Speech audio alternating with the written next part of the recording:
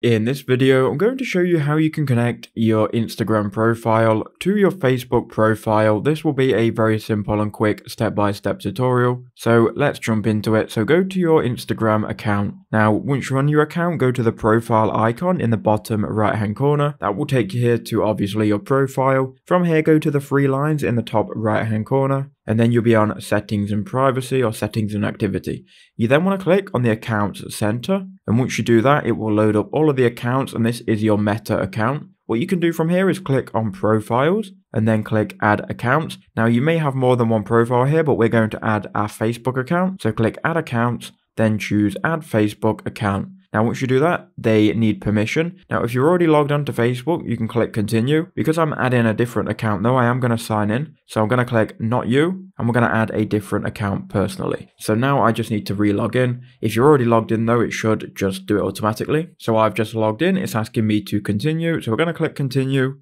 And then there we go. We've now added our account and you can see it here. So then click continue again, allow and finish adding. And there you go. You've added your accounts. We can go ahead and click and agree to this. So that's all you need to do to connect your Instagram account to Facebook. I hope that quick video helped you out.